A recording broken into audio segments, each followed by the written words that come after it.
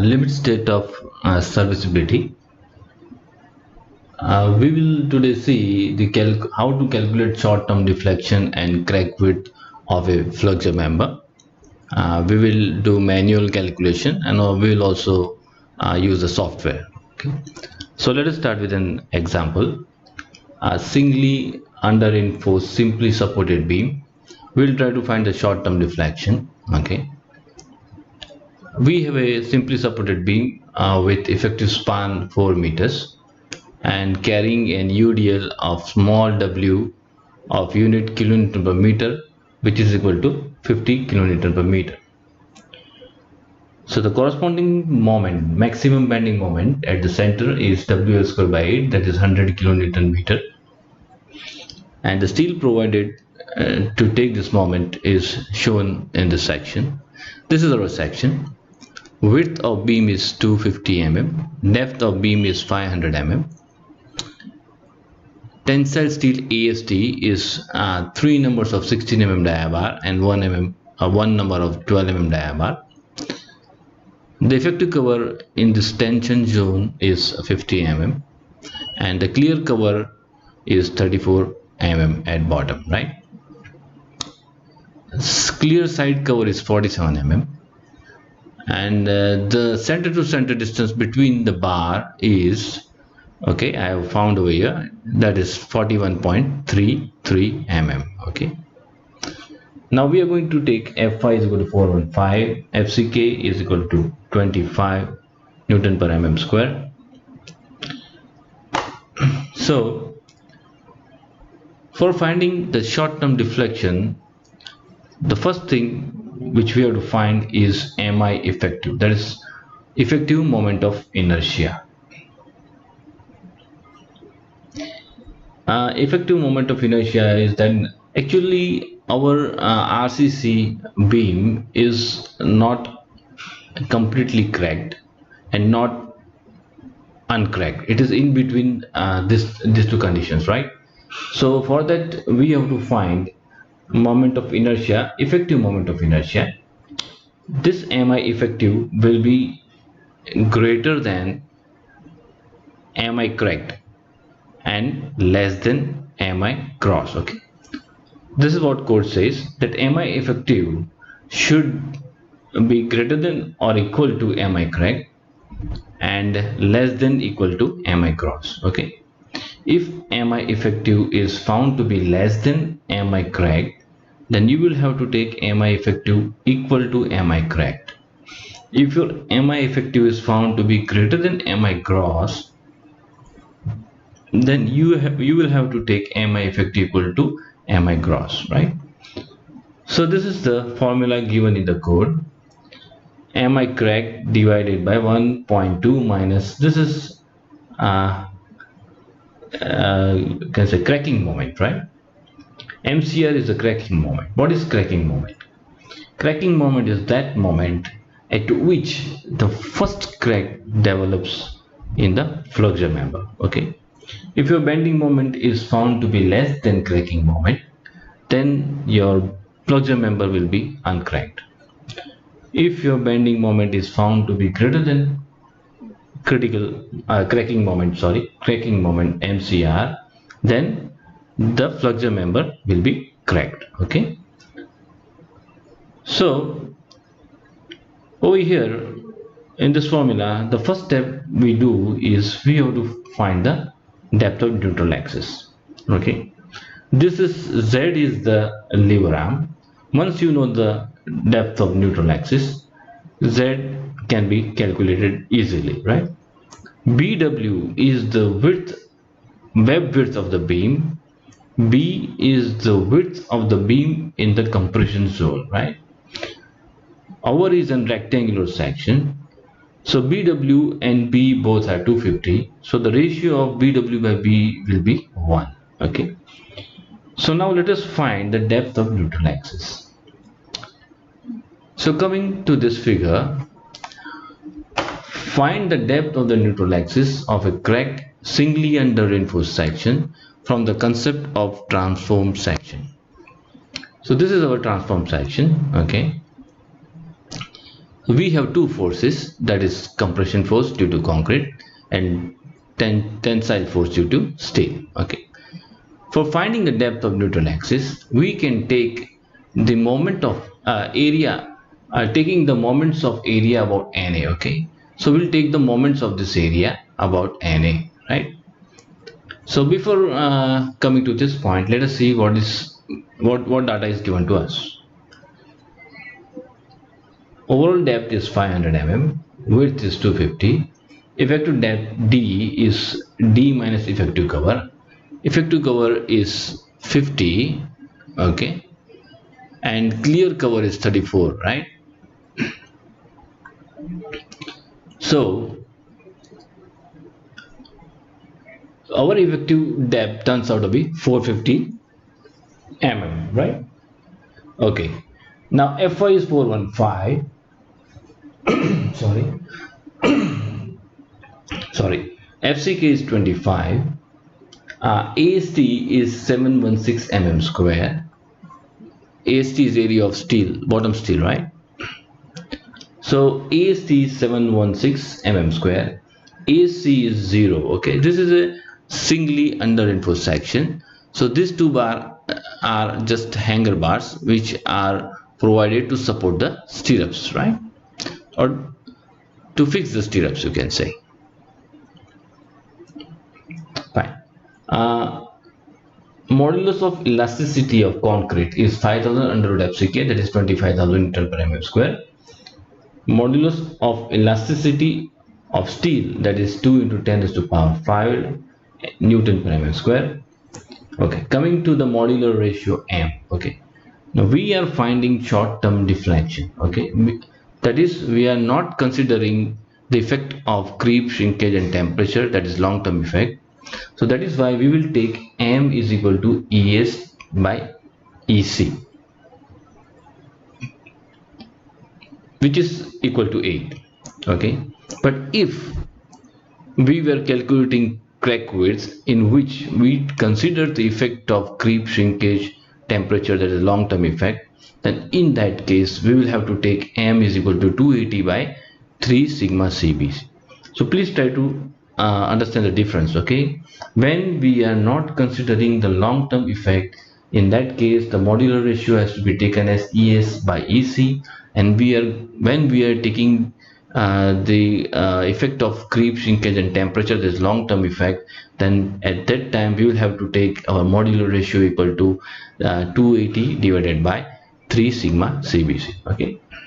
Okay, now let us try to form the quadratic equation for finding the depth of neutral axis.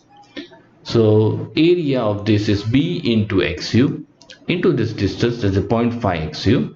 Okay, so that is equal to B into XU square into 0.5, which is equal to M into AST into this distance. This distance is D minus XU.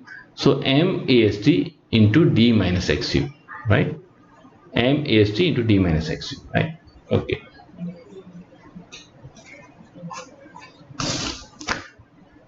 So this quadratic equation can be solved and we get the value of XU is equal to 122.5 mm from the outermost compression phase. Okay, right. So once you get your XU, you can find Mi gross. Simple, we know the formula, it is BDQ by 12, that is equal to this much. You can find Mi cracked. Okay, Mi cracked is a moment of inertia about neutral axis. Okay, so that will be equal to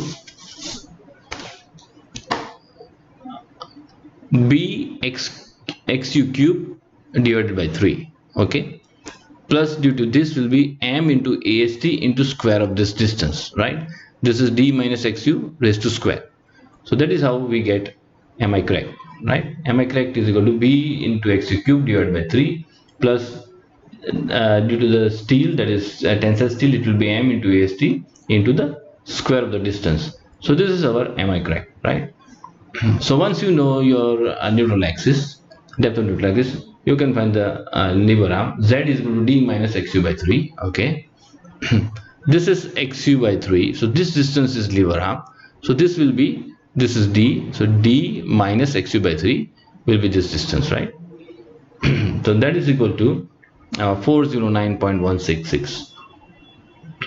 Modulus of rupture FCR is equal to 0.7 into 100 FCK, that is 3.5 Newton per mm square. This is the formula given in the code. Yt is the distance from the CG of the beam to the outer face of the tensile face. Okay. Now we are finding a cracking moment MCR. Okay. That is why we know that when the moment is less than MCR, then the section will be uncracked. And at the cracking moment, the first crack will be developed, and that is why we take over here MI gross, right? So using the theory of elastic beam, we know that stress is equal to moment into y divided by moment of inertia. We want to find moment, so the formula will turn to stress into moment mi gross divided by yt. Yt we know that the overall depth of the beam is 500, and the CG will fall at a center, so yt will be equal to 250, right? So this turns out to be this much, right? 3645833.34 Newton mm. Okay. Now width of web BW is equal to width of beam at the compression phase, that is equal to 250. So the ratio of BW by B is equal to 1. So now we know all this value. So putting all this value in this formula, we get MI effective is equal to 800580,830.39 mm raised to 4. Okay, now we have to check that our MI effective should be greater than MI correct. MI correct is this much, MI effective is this much. We are finding that MI effective is greater than MI correct, so it's okay. And this should be less than MI gross. Okay, definitely this is less than MI gross, so it's okay. Okay. As I explained, if this was found to be less than this, then you will have to take MI effective equal to this much.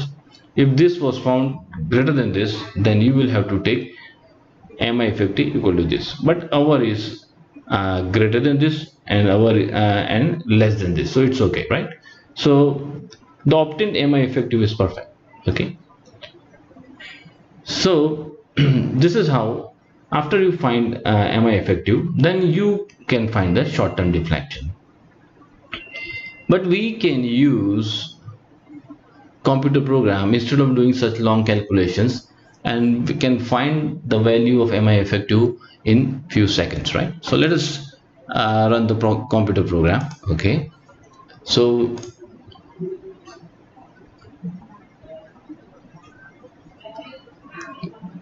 okay, so this is the program, right?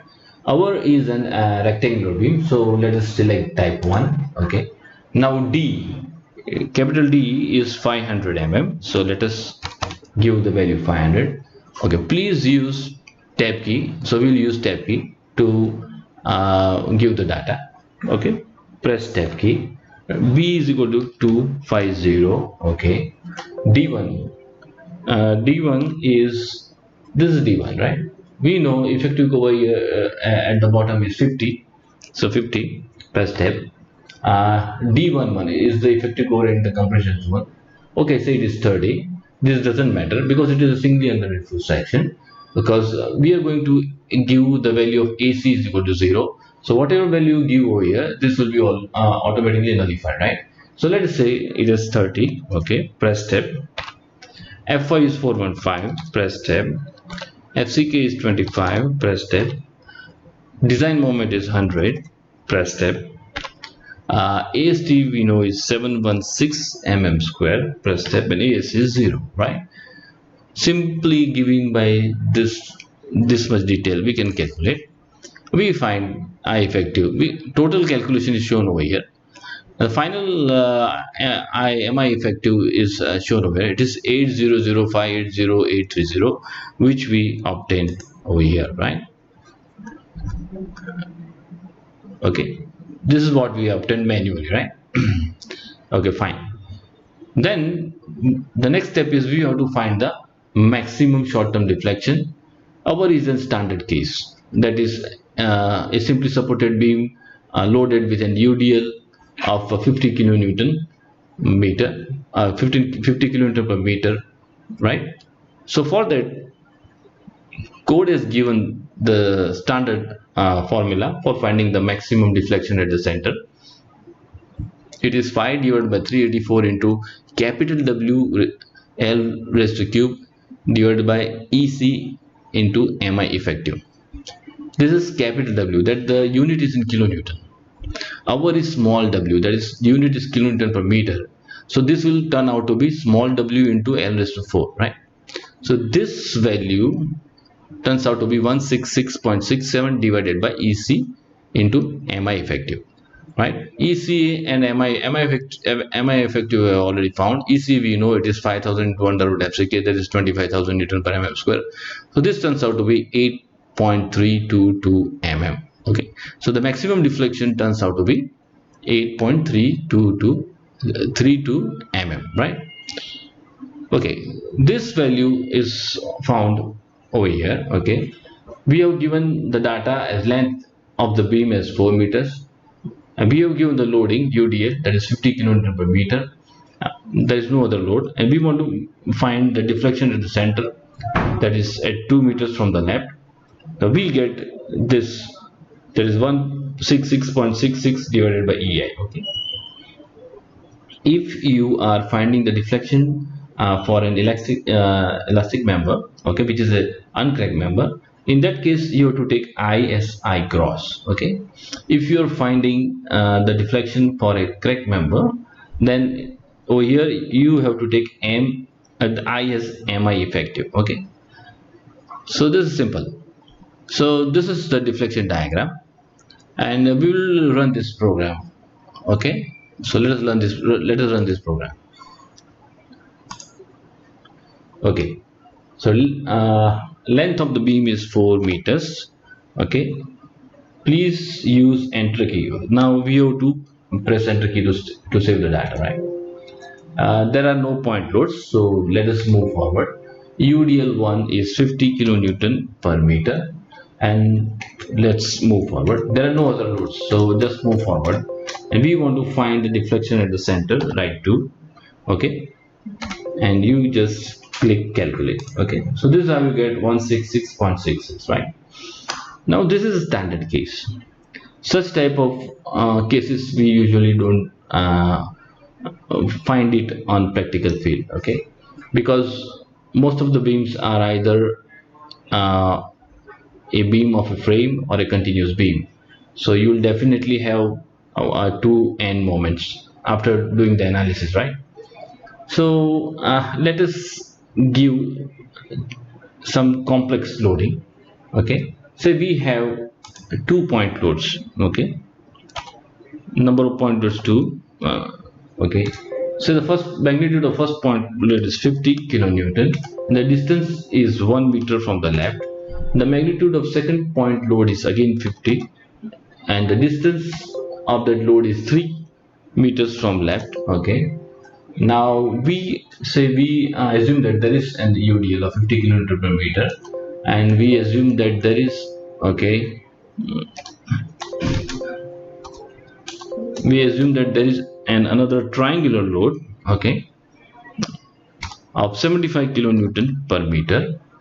We have a moment, okay. Over here, if the moment is found to be clockwise, then it has to be assigned with a positive sign, but my moment is anti-clockwise. Okay, so I have an negative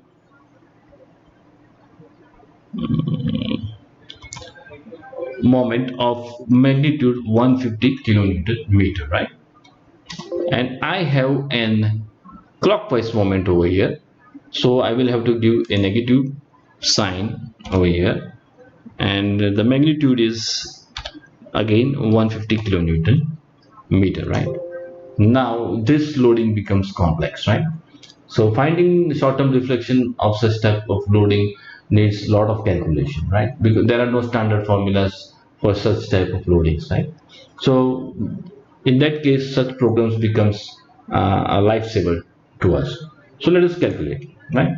So now we get the deflection to be 118.33 divided by EI. Okay, we can see the loads. These are the load which we have applied. We can see the deflection. Okay, so this is deflection, and over here we can see that we can get the deflection at different points.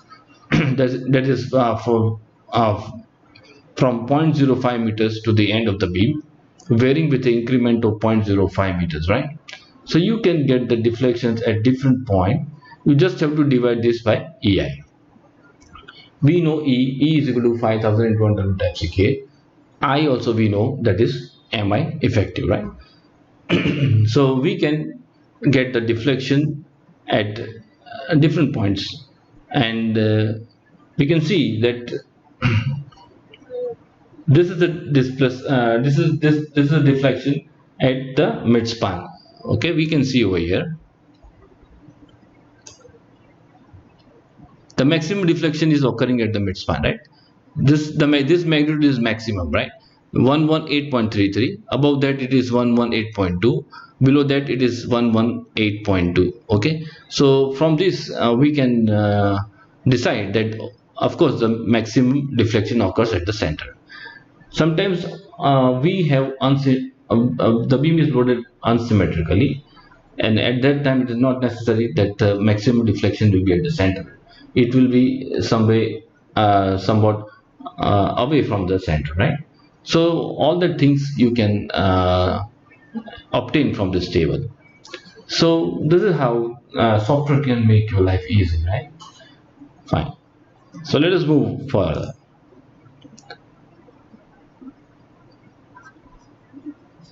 Okay, now coming to the next step, that is calculation of crack width. Okay, according to code, the strain in the tension reinforcement should be limited to 0.8 Fy by Es.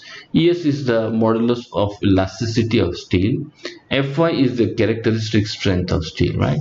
That means that the stress in the tension reinforcement should not be greater than 0.8 Fy. So this is a figure where I will try to explain that what is this ACR, right? Okay, it is assumed that the crack, this red line is the crack, right? It is assumed that the crack is occurred at the midspan of the spacing. This is spacing, right? And ACR is the distance between the crack and the outer face of the nearest bar, right? So this is a magnified view. Okay, so assuming crack is occurred at the midspan of the spacing, so this distance is spacing divided by 2. So this is spacing divided by 2. Now this is the effective cover. That is why it is effective cover. So taking the square root of this, right, we get the hypotenuse, right? But we want to find the clear distance that is from the crack width to the outer face of the nearest bar. So this distance is from the center of the bar, right? So what we have to do, we have to deduct this much, right? And that is equal to diameter divided by 2, right? So this is how we get ACR. Okay, that is equal to 46.102. Why? Where the spacing taken is 41.33 as we found in the beginning. Okay, this is 41.33. Okay, fine, that is what we have taken over here. Effective cover is 50 mm and dial bar is 16 mm, right? So ACR we found to be 46.102. Now this is the formula given in the code for finding the crack width. ACR we have already found over here. Okay, clear cover we know, overall depth we know. We have to find the depth of neutral axis and we have to find the average steel strain at the level considered. Okay, tensile strain you can say. Now finding of average strain and depth of neutral axis is very tedious. Okay, code has suggested two methods. One is one method is that you find the depth of NA and your average strain by considering the tension stiffening effect, and another is by using the empirical method for taking in account the tension stiffening effect. Okay, that is approximate method. So we will see both this method. Okay, before moving to the crack width, okay, code has given this formulas, right? That is deflection due to shrinkage and deflection due to creep. Okay, these two are these two will give the deflection due to the long-term effect, right? So the total deflection will be short-term deflection plus long-term deflection. Okay, we are not touching long-term effect, long-term deflection, right? So I have just tried to display this formula for you. You can explore the code. These are which are given in the code. Okay, crack width. Okay, so the first method is we in this first method we find the depth of neutral axis considering the tension stiffening effect. Okay, let us start. This is a rectangular beam. Okay, this is the strain diagram, this is the stress diagram. Code says that the tensile stress in concrete at the level of steel should be considered or should not be more than 0.55 Newton per mm square when you are considering the long term effect, right? So we will be considering this. Okay, fine. Now what is tension stiffening effect? When a beam is loaded, okay, then we see that the beam gets cracked at the bottom. Okay, now we can see or we can say from this figure that at the region where the crack is occurred, okay, the tensile strain in concrete has been released and the total tensile strain is taken by the steel. Okay, over here the total tensile strain is taken by the steel.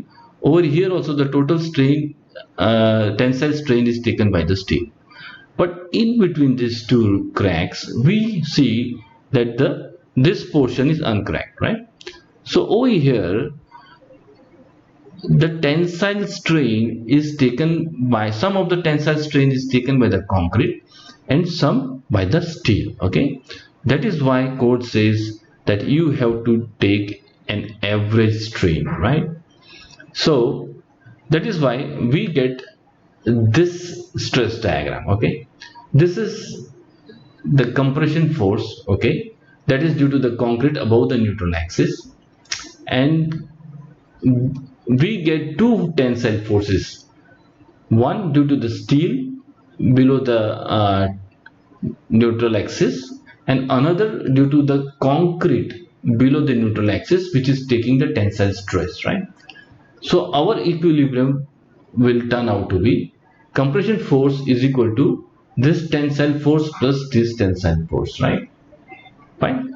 So finding of depth of neutral axis, you have to fulfill the compatibility conditions. Okay, so it becomes very tedious to find the depth of neutral axis using this method. So in this case, first you have to assume a depth of neutral axis x, then you have to find all the stress and strain, and after finding all the stress and strain for the corresponding assumed depth of neutral axis, you have to again find the actual depth for this stress and strain, and if this actual depth which is found for this considered stress and strain is found to be equal to the assumed x, then you can say that the n assumed by you is okay. Otherwise you have to again assume a new value of x, then again do all this calculation and check whether the final x obtained due to the compatibility condition is found to be equal to the assumed one. Okay, and so this is in trial and error method, and which is very tedious, right? So if you're doing a computer program, then this method is very useful and it will give more accurate result. But if you are doing manual calculations, then you can use approximate method. In this case, code allows us to neglect the concrete below the neutral axis. That is, we will have only two forces, C and D, right? So it becomes very easy to find the depth of neutral axis. Just taking the area moment of area about the NA, you get the neutral axis depth, as we saw in case of short-term deflection, calculation of short-term deflection, right? Okay, so this is strain 1. Okay, this is obtained by the principle of triangles from this diagram. This is the strain in the steel, that is Fs by Es. So finding the strain over here will be equal to Fs by Es divided by this distance, right? This distance. So this is D minus X. So Fs by Es divided by D minus X into, we want to find the crack width over here, that's at the bottom of the beam, at the bottom soffit, right? So A is the distance from the compression phase to the level at which you want to find the crack width. So we want to find the crack width at the bottom, so our A will be equal to H, right? So the formula turns out to be this: F into A minus X divided by Es into D minus X. Okay, so this is obtained by neglecting the tension stiffening effect, right? And code is given another empirical formula. Okay, this takes in account the tension stiffening effect. Whatever strain 2 you get from this formula has to be deducted from strain 1, and that will be your mean strain, or you can say average strain.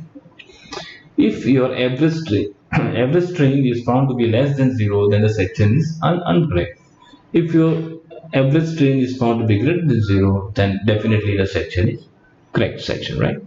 So we will do the manual calculation using this method, and we'll use the computer program for calculating the depth of neutral axis and the crack width using the tension stiffening effect. Okay, so and we'll compare the results. Okay, so let's start. Right. So that is what I've explained over here. Okay, we are taking long-term effect. So the tensile strain in concrete we are taking is 0.55 Newton per mm square at the level of steel, and at the level of neutral axis the stress is 0, right? Now this is a very important point given in the code. The concrete and the steel are both considered to be fully elastic in tension and compression. This is a very important point, right? Okay. So some of the allowable crack widths as per IS 456 are given. For mild weather conditions, allowable crack width should be less than equal to 0.3 mm. For severe weather condition, the allowable crack width should be less than equal to 0.2 mm. And for very severe conditions, the allowable crack width should be equal to less than equal to 0.1. Okay. Some of the factors which influence the crack width: the tensile stress in steel should be less, thickness of concrete cover should be less, diameter and spacing, use smaller diameter with smaller spacing, that will be very useful in keeping your crack width small, depth of member and location of neutral axis, bond strength and tensile strength of concrete. These are important factors which influence the width of the crack width, right? Now given to us, capital D is 500, width is 250, effective depth is 450, F5 is 415, FCK is 20, area of steel given is 716 mm square, compression steel is 0, EC is known to us, ES is also known to us. Okay, now over here, now as I explained above, modular ratio has to be taken as 280 divided by 3 sigma CBC, because we are considering the effect of creep, shrinkage, and temperature, right? Okay, the formula, or you can say the quadratic equation for finding the depth of neutral axis remain the same as above, which we made in case of finding the short-term deflection. Only thing is, over there we took m is equal to es by ec, which was 8. Now over here we are taking m is equal to 280 divided by 3 sigma cbc, which is 11. So we will be replacing m by 11, right? So that is how we get the new depth of neutral axis, that is equal to 139.8 mm from the outermost compression phase. Okay, simple. Mi gross we know remains the same, bdq by 12. Mi cracked will change because your depth of neutral axis changes. So this is our new mi crack. Okay. Okay, as per approximate method specified in is 456 2000, fc, we have to find fc, right? What is fc? FC is the tensile stress in concrete at the level of steel. Okay. Now, as I read one line above, that code says that concrete and steel have to be considered as elastic in nature. So that is why we can use the formula, that is stress is equal to moment into distance divided by moment of inertia. Okay, so moment of inertia over here we will take for the crack section, because we are not considering concrete in the tensile zone. Okay, so that is why we will take mi crack, right? So fc can be found, and the distance will be this. Okay, this will be distance. So m into this distance divided by mi crack will give us the stress in concrete at the level of steel, right? So that is what I have written over here, m into d minus x. Okay, so this is the distance d minus x. Okay, this is d and this is x, so this is d minus x. Okay, fine. So m into d minus xu divided by mi crack. We know our moment, design moment is 100. Okay, so this is equal to 31.47 Newton per mm square.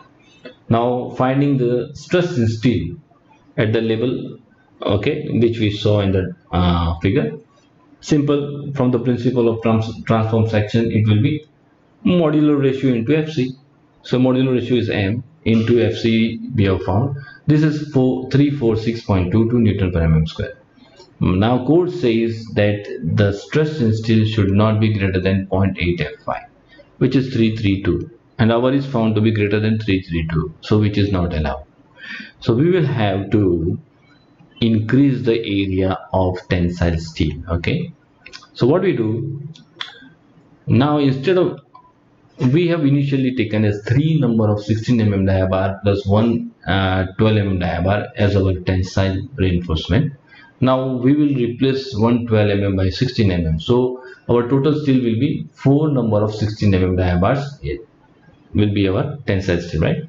So the new revised area is 804 mm square. So again, as the area has changed, so find your new depth of neutral axis using the same quadratic equation. Okay, so this is now 146.53 from the outermost compression phase. Find new mi crack, which is equal to this much. Find new fc, which will be equal to 28.186.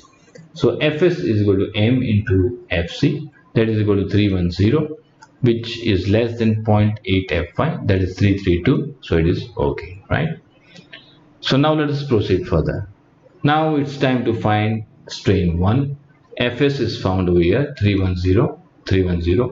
Es you know, D you know, X you know, effective depth you know, everything you know.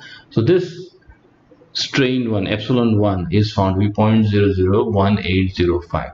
Okay. Now this strain found is not considering the tension stiffening effect. So now using the empirical method, this all you know, B you know, D you know, AST you know, everything you know, we get this strain as 0.000233, Now this is this is the reduction due to the tension stiffening effect. It's an empirical method, right? Empirical formula. So this has to be deducted from this, and that will give you the mean strain, right? Now this is your mean average strain, you can say 0.001591. Now this is greater than 0, so the section is cracked section. If this was less than 0, then the section would be uncracked, right? But it is greater than 0, the section is cracked, right? Fine. So now you know everything. You can find the crack width. You know EM, right? You know depth of neutral axis. So everything is known to us. So the crack width is found to be 0.2059 mm. Okay, so instead of doing such long calculation, we can use the computer program and get more realistic result, right? So this is the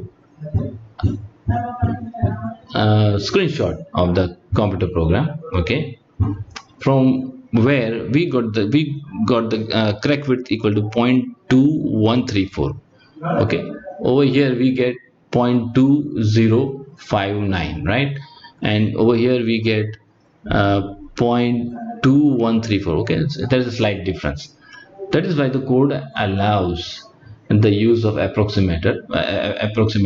Okay, because the difference between the approximate result of the approximate method and the actual procedure is very less, right? But still, in case of approximate method, we have to do very long calculations. So we can use such computer programs which will give you results in few seconds, right? So let us give the input to the program. Okay, moment is 100. Okay, right now over here we will have to press tab key to move forward. Press tab. Okay, fck is 25. Press tab. fy is 415. Press tab. Diameter of the bar is 16. We have to give the largest diameter bar. Spacing, we know it is 41.33. Press tab. AST, now we have to give the revised AST, that's 804, right? 804. Press tab. Okay, ESC is 0, there is no compression seal. Okay, press tab. Capital D is 500. Press tab. D1 is the effective cover. Okay, our effective cover is 450 mm. 450. Press tab. Width of beam is 250. Press tab. And clear cover is 34. Okay, whereas we saw simple, just give this one data and okay, our is a singly reinforced beam, so calculate. Okay, this is 0.2134. This is what I have shown over here. Okay, so that is this is a screenshot of that page. Okay, so this is how we do the calculation of deflection, how we find deflection and the crack width. Okay, now let us take another example, that is for doubly reinforced simply supported beam. We'll find the short-term deflection. Okay, effective span is 4 meters. W is 100 kilonewton. Moment is W square by 8, that is 200 kilonewton meter. Steel provided for this moment is shown over here. The tensile steel AST is 225 mm plus 316 mm, and ASC provided is 3 number of 12 mm dia bars. Okay, the width of the beam is 250, depth of the beam is 500. Effective cover in the tensile zone is 63 mm. Effective cover in the compression zone is 50 mm, and clear cover over here at the bottom is 30 mm. Okay, and the distance, center to center distance between the bar is 59 mm. Okay, which I have calculated. We'll see it later. I have shown in the calculation, right? Okay, so AST is equal to 1584.25 mm square. AC is equal to 339 mm square. Effective cover in tension zone is 63. Effective cover in compression zone is 50, right? Everything remains the same. Only the thing which has changed, that we have to take the compression steel in account. Okay, That is, area of compression steel will be M minus 1 into AC. Again, an important point to be noted. Okay, over here we are finding short-term deflection, right? So in that case, when we are not considering the long-term effect, in that case we have to take modular ratio M is equal to ES by EC and area of steel equal to M minus 1 into ASC. But if we are considering the long-term effect, that is effect of creep, temperature and shrinkage is considered, then you have to take M is equal to 280 by 3 sigma CBC, and you have to take area of steel equal to 1.5 M minus 1 into AC. Okay, so when we will be calculating correct width, at that time we are taking the long-term effect in consideration. So we will take M equal to this and area of steel ASC will be equal to this, right? But now at present we are finding the short-term deflection, so we will take M equal to this and area of steel equal to, that is compression steel, equal to this, right? Simple. Everything remains the same. You just have to find the depth of neutral axis. Okay, take the area, moment of the area about the neutral axis. Okay,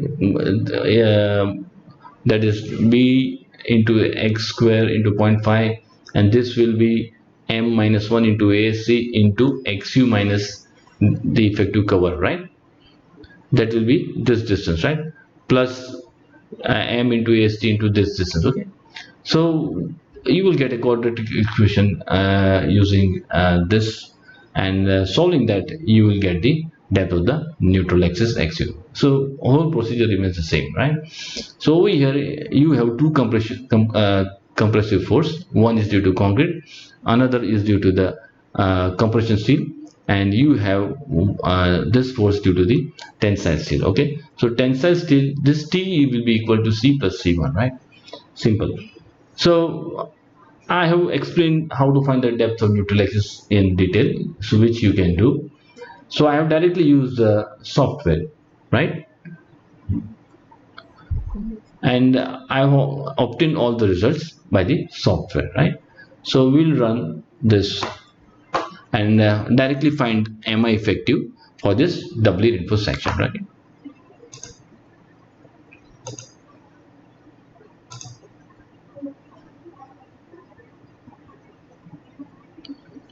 Okay, our is a rectangular beam.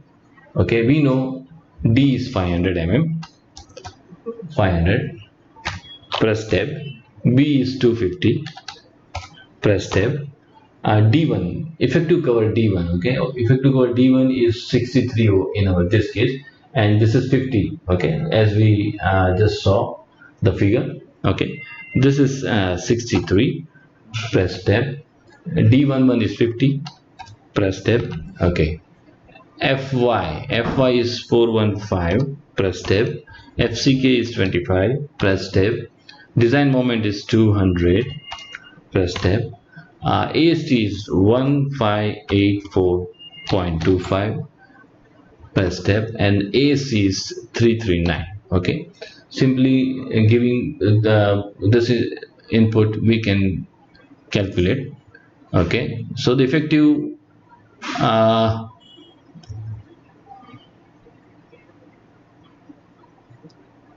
I effective is found to be 13424 65 and so on, right? So that is what I have obtained over here, 1342465 and so on, right? So computer program can make your life very easy. Okay, so all the detailed calculations are shown over here, right? So you can always use the program to find am I effective, and once you find the MI effective, again, right,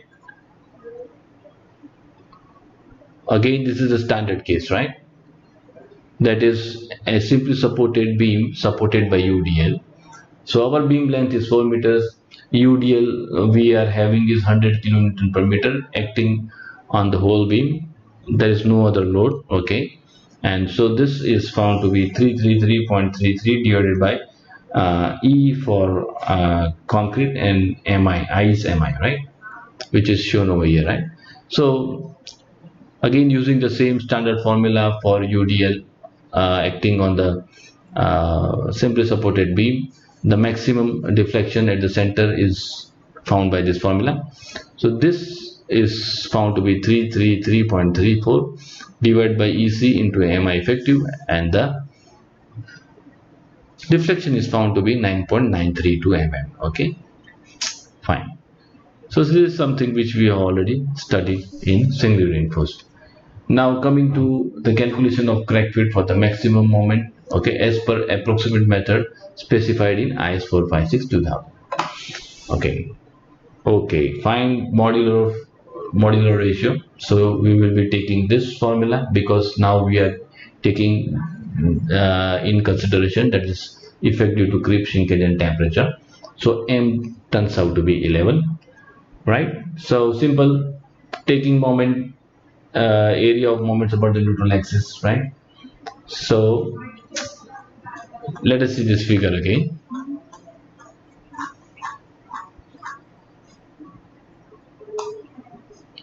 Okay, so the moment of this area will be B into XU into 0.5 XU. Okay, right. Now moment due to this area, now you have to take 1.5 m, okay, because we are taking long term effect in consideration. So 1.5 m minus 1 into ASC into this distance, that is XU minus effective cover in the compression zone, right? So let us see that. Okay, so first,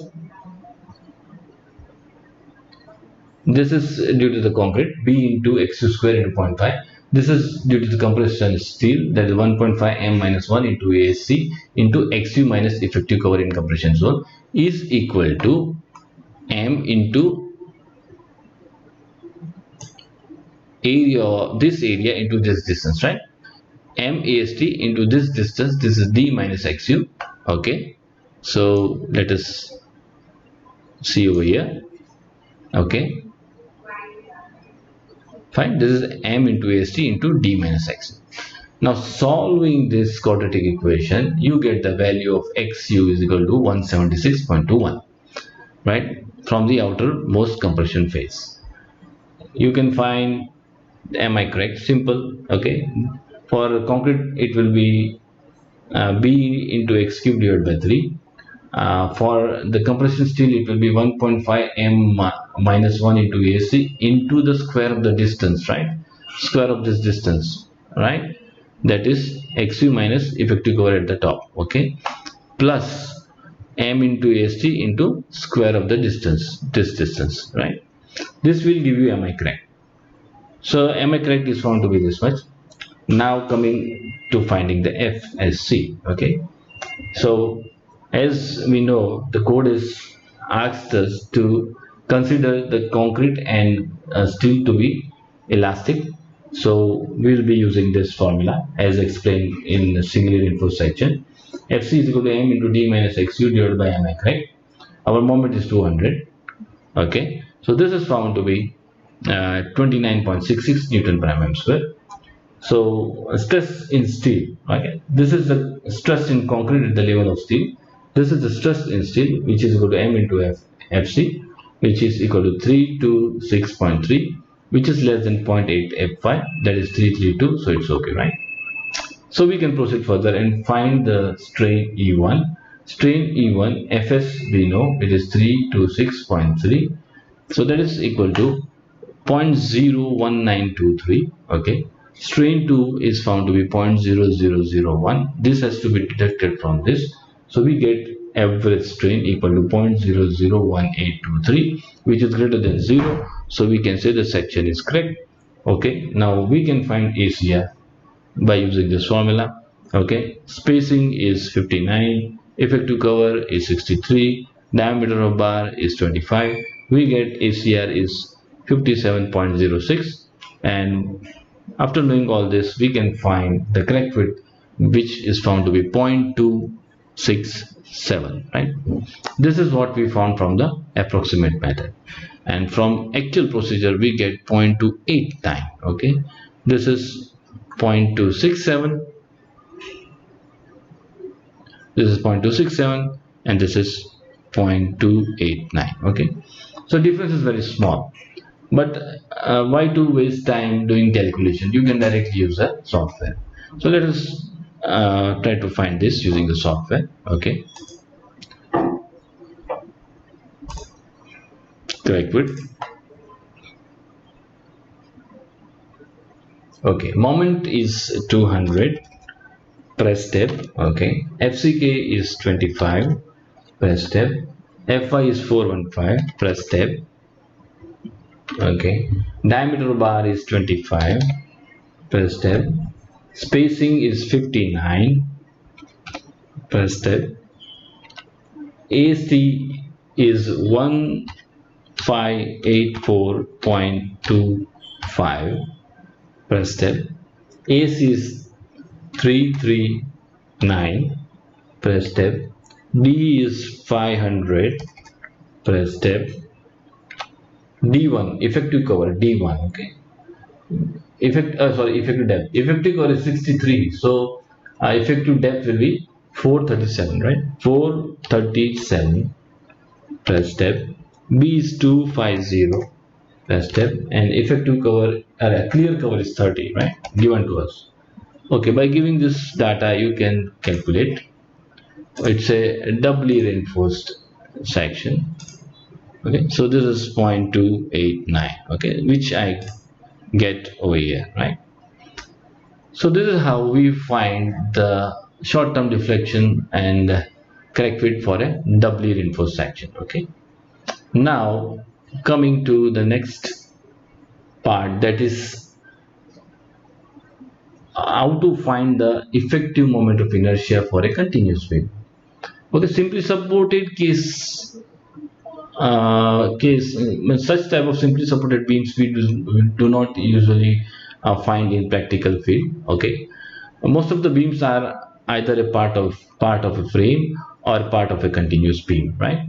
So in that case, we definitely have some moment at the ends. Okay, so in that case, the criteria will change. Okay, so the criteria for finding mi effective will be, we will have to find mi effective average. Okay, so we'll try to understand that how do we find mi effective average.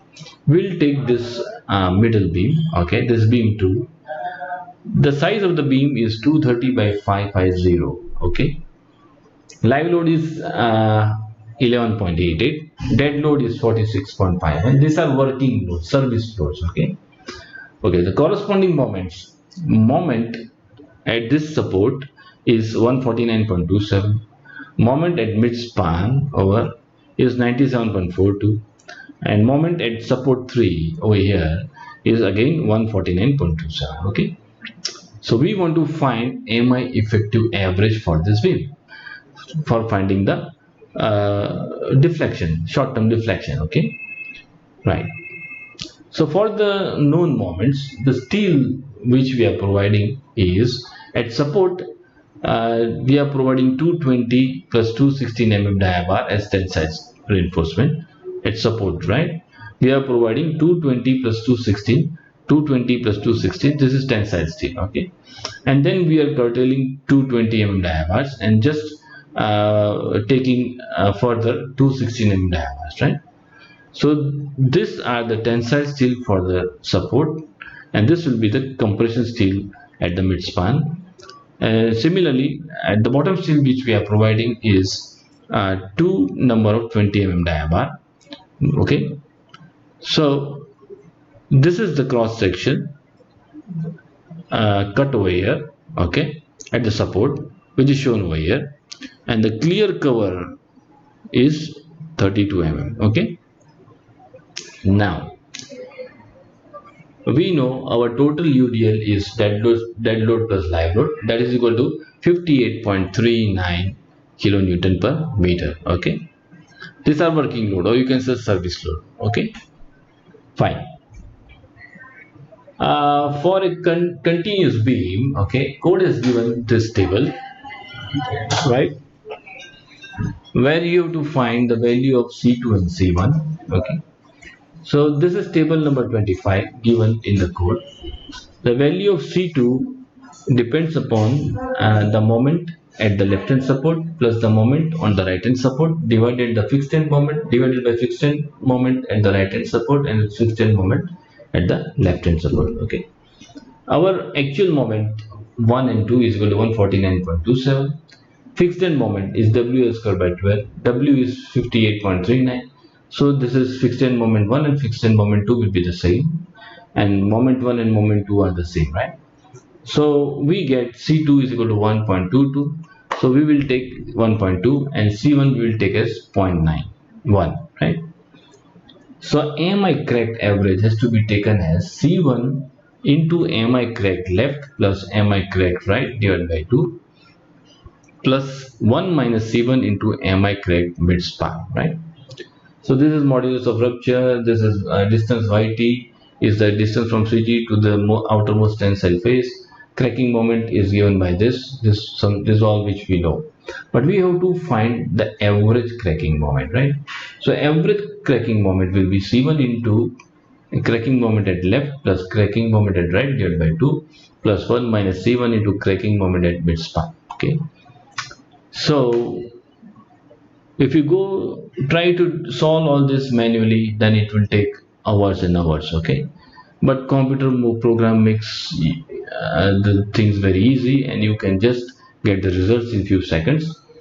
I have found the moment am I correct for the supports, and as the moment 1 and moment 2, that's it's moment at left hand support and moment at right hand support are same, so the calculation will remain same for the left and right supports.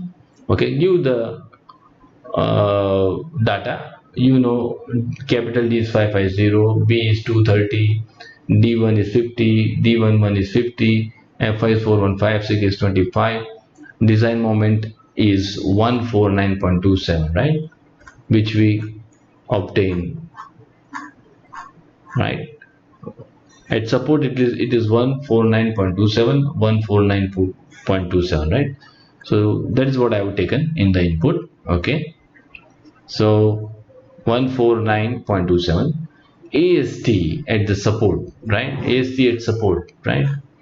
So AST at support, this is the tensile steel at support. That is 220 mm plus 216 mm, right? And at bottom, it ASC is at ASC at support is 220 mm diameter, right? So that is what I have given over here. Input. This is the area of tensile steel. This is the area of compression steel. And from this we get moment of inertia for crack section as 1, 3, 1, 1, 6, 7, and so on, which I have written over here, right? Similarly, so mi correct left will be equal to mi correct right, right? So that is why I have taken this into 2 divided by 2 into 0.91. Fine. Now let us find mi correct for the mid span, at the mid span, right? Everything remains the same, only the design moment you have to change. Okay, at support the design moment was 149.27, but at mid span the design moment was 97.42. Okay, and AST now at mid span, this will be your AST and this will be your ASC. Okay, so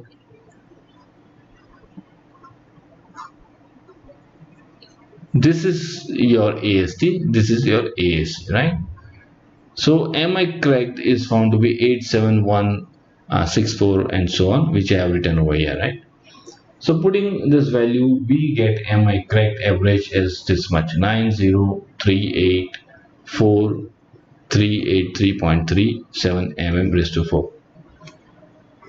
Similarly, you have to find the cracking moment average cracking moment, right? But over here we can see that the cracking moment, okay, is found to be the same, 4058 416 so on. Over here 40541, this both are same, so our cracking moment average will be same, right? This same has to be repeated over here. Mi gross is bdq by 12, that is equal to this much, right? Fine. So now we have to find mi effective. Our effective depth is capital D minus effective cover. So effective cover is 50 mm. So effective depth is 500. So everything is known to us, right? Over here, the depth of neutral axis you have to take for the positive moment, right? So depth of the neutral axis, you can see distance of NA from the top is 121.57. This is what we have to take as your XU. Sorry. So once you know XU, you can find the lever arm. That's very easy. Z, okay. It's the distance between the compression and tensile force, okay. That is also found over here, okay. You can see the lever arm Z is 459.47, right? Sorry, 459. Yes, 459.47, right? So putting all this value, we get MI effective average, that is equal to this much. Now we have to find that this should be greater than MI correct. So MI correct is this much. So this is greater than MI correct, so it's okay. And this should be less than MI gross. Okay, so MI gross, this is MI gross, right? So this is less than MI gross, so it's okay, fine, okay. So this is how we find MI effective average. Once you know MI effective average, then you can find the deflection for beam 2 by just applying the moments and load on the beam and taking MI effective equal to this much, and your EC equal to 5000 into under root FCK, and you can find the deflection, maximum deflection, okay. So please visit website mmsprogramcivil.com for all the videos uh, and their PDF. Okay, this is D, sorry, not F. Okay, so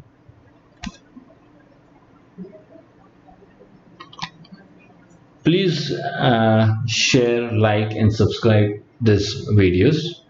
And I hope you must have found this video useful. Thank you.